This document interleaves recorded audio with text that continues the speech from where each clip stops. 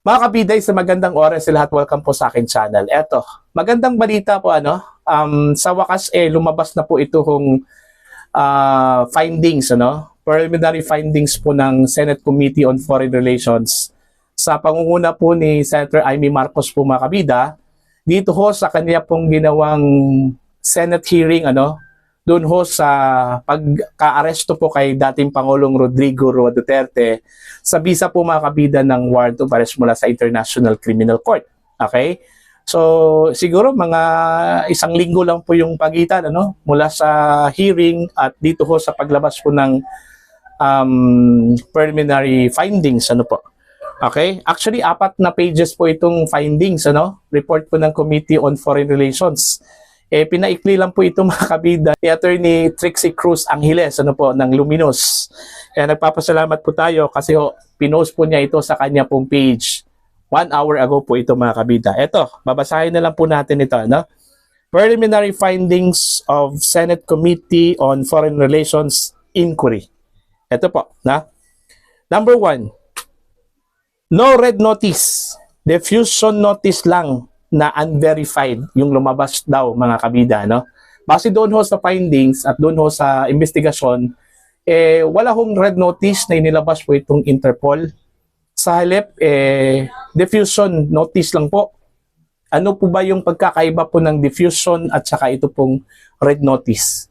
Ang red notice po ay parang urgent po yun. Pag ito po ay lumabas, ibinigay po sa isang bansa kung saan andun po yung subject, mga kabida, kailangan i-comply kaagad ito. Halimbawa, kung meron pong warrant of arrest mula sa ICC, tapos inatasan yung Interpol to implement the warrant, So ang Interpol po ay magpapadala po ng red notice doon ho sa bansa kung saan andun yung subject po ng warrant of arrest.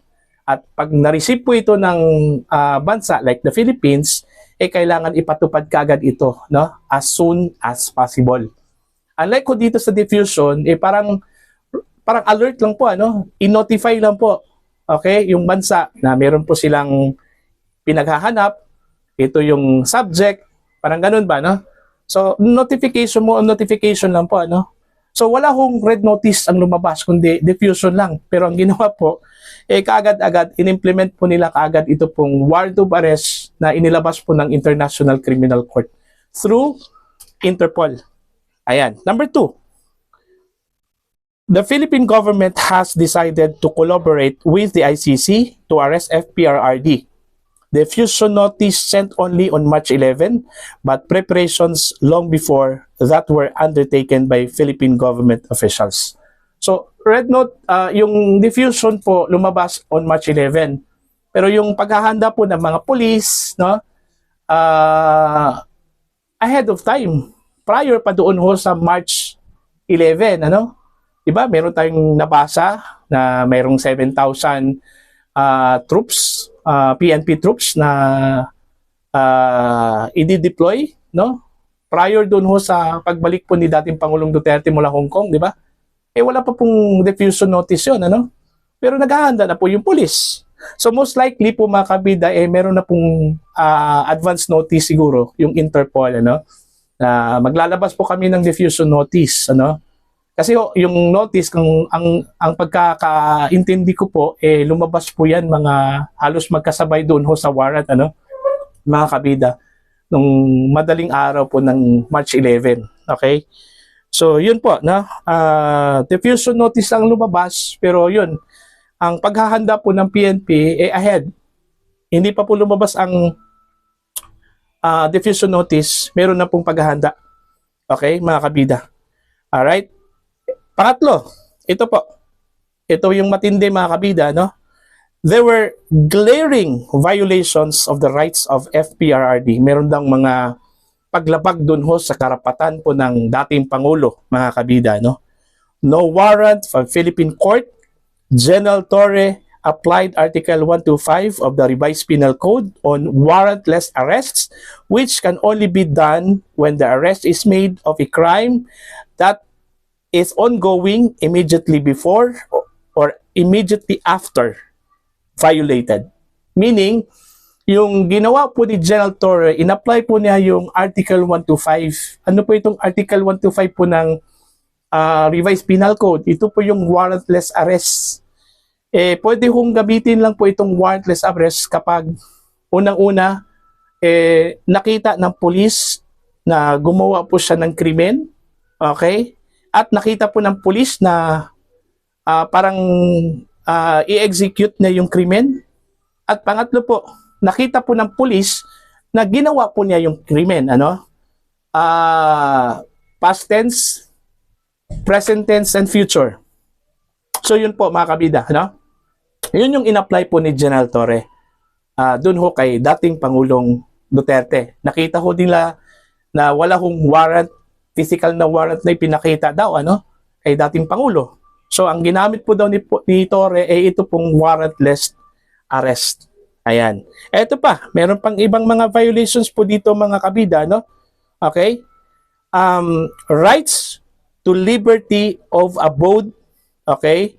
Counsel. Right to liberty of abode, to counsel. Okay? Kailangan po ni Digong that time, di ba? Meron tayong narinig doon ho sa video na inaantay po niya yung kanya hong anak. Okay? At umapila nga siya kay General Torre nga kung maaari sana, antayin muna itong si Vice President Sara. Kasi gusto ko niyang makausap yung kanyang anak. Kasi yung kanyang anak po yung abogado po niya, ano? Pero hindi ho pumayag ito pong si General Torre di umano, mga kabida, no? Alright. Ito po. Meron pa. Right to be visited. Si Vice President Sara po, mga kabida, umapila sa mga pulis na kung maaari, bisitahin niya yung kanyang ama, no? Kasi hapon na po dumating itong si VP Sara mula Hong Kong. So, kung maaari, bisitahin po niya yung kanyang ama doon ho sa loob po ng plane. Pero unfortunately, hindi ho siya pinagbigyan, ano, mga kabida. Okay? Right to interim release or bail. Nakasaad po doon ho sa Article 59 po ng Rome Statute, okay, na dapat after the arrest, dapat binigyan po siya ng pagkakataon ito pong si dating Pangulong Duterte to apply for a interim release o an interim release, or dito ho sa atin yan, bail ban. Pero hindi ho ginawa at walang nangyari po, mga kabida, no? So, yun po, no? Ang tatlong findings po ng Senate Committee on Foreign Relations, okay? Patungkol ho doon ho sa paghuli po kay dating Pangulong Duterte, mga kabida. So, ano pong mangyayari po dito, mga kabida? Unang-una, si Pangulong Duterte andun na po sa ICC, ano? Custody na po ng ICC. Ang sa akin lang po, baka po ito po yung magiging daan, no? Pwede hong gamitin po ito ng defense team, itong findings po ng Senate, ano? Alright? Para ho palakasin yung kanila pong argumento po, mga kabida, na talagang meron talagang grievous violation doon ho sa kanya hong rights. Okay? Okay? Plus doon ho sa question of jurisdiction.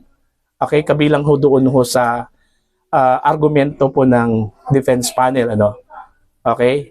In favor po kay dating Pangulong Rodrigo Duterte. Malaking bagay po itong Senate findings, ano? Mantakin nyo, isang institusyon po ng gobyerno po ng Pilipinas, mayroon pong ganitong findings, mayroong paglabag ho sa karapatan po ng dating Pangulo, ano? At yung proseso ho sa pag-aresto po, mga kabida, questionable din, ano? Because of the diffusion notice. So para po sa inyo, ano po inyong tingin at opinion po niyo dito, mga kabida? You can comment down. Sa mga hindi pa po subscribers sa akin channel, please subscribe. Just click the subscribe button, click the notification bell, click all para updated pa kayo sa aking mga uploads. Maraming salamat po sa inyong lahat. God bless po, mga kabida.